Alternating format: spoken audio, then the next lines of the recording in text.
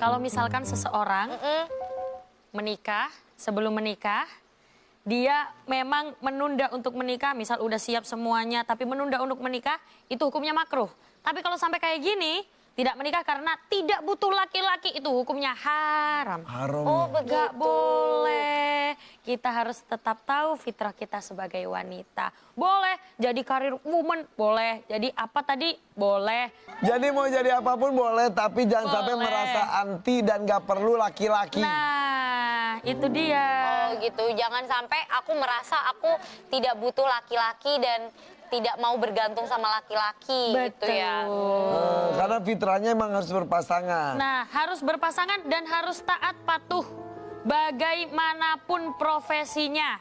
Jadi career woman sukses, tapi ketika di rumah harus patuh dan taat. Oh gitu. Urusan sendiri sampai sekarang gara-gara belum ada, ya itu mah yang penting tidak diniatkan untuk tidak menikah gitu. Nah, tidak diniatkan untuk tidak menikah. Mungkin memang belum ketemu yang klik aja. Iya, di samping belum ketemu yang klik, kayak sekarang fokus aku tuh lagi karir gitu. Iya. Gaya lu, Audi. Itu alasan aja itu alasan aja biar kelihatannya keren gitu. Alasan aja padahal mah nggak laku. Aku belum ketemu. Laku belum ketemu Ya, yang serak aja. Betul. Monggo nih ada yang sampaikan. Jadi ternyata di dalam Islam sebegitunya memuliakan seorang wanita. Ketika wanita belum menikah, dia ditanggung oleh ayahnya. Ketika sudah menikah, dia ditanggung oleh suaminya. Maksudnya bagaimana? Di sini menunjukkan kalau seorang wanita sebegitu dimuliakannya di dalam Islam. Tapi harus ingat, antara pekerjaan juga keluarga harus seimbang. Jadi pernah ada suatu ketika sahabat Aqra yang melihat Nabi mencium cucunya Hasan yang sedang berumur 10 tahun. Setelah itu sahabat Aqra bilang, sungguh aku tidak pernah mencium cucuku. Cucuku ada 10, tapi tidak satu pun yang pernah aku cium. Rasulullah langsung menghadap ke dia lalu mengatakan, ini ternyata ada diriwayatkan di hadis riwayat Imam Bukhari. Rasulullah bersabda, "Malla yarham la yurham." Siapa yang tidak menyayangi, maka tidak akan diberi kasih sayang. Maka itulah ibu, antara pekerjaan dan juga keluarga harus seimbang. Kita boleh mau jadi apapun, jadi wanita karir. Kita boleh punya jabatan setinggi apapun, pengen jadi direktur meskipun kita wanita, boleh. Asalkan tidak lupa dengan yang di rumah, yakni keluarga. Sampun paham, ye? Jadi dari cerita tadi tidak ada batasan. Tidak ada Yang batasan. penting tahu fitrah masing-masing.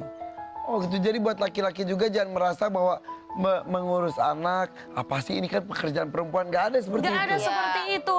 Pekerjaan mengurus anak, bersih-bersih rumah, itu pekerjaan bersama. Betul. Nanti- Masak juga sekarang tukang masak banyak laki-laki yang jago. Nah, itu nanti pulang bilang ke bapak, Pak, mencuci, memasak, itu pekerjaan bersama. Nah, bukan pekerjaan istri ataupun bukan pekerjaan suami, Nah, bareng-bareng aja. Tuh dengerin laki-laki sendiri kan di sini. Tuh dengerin Aku iya aja daripada melanggar nanti diserbu ibu-ibu.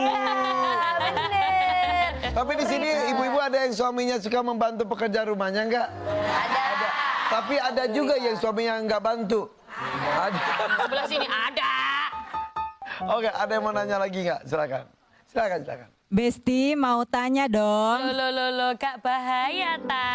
Enggak dong.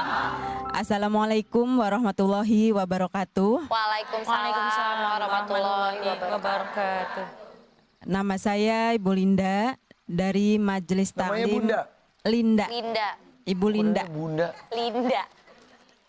Ibu Linda dari Majelis Taklim Al-Munjiat Ciwandan Cilegon.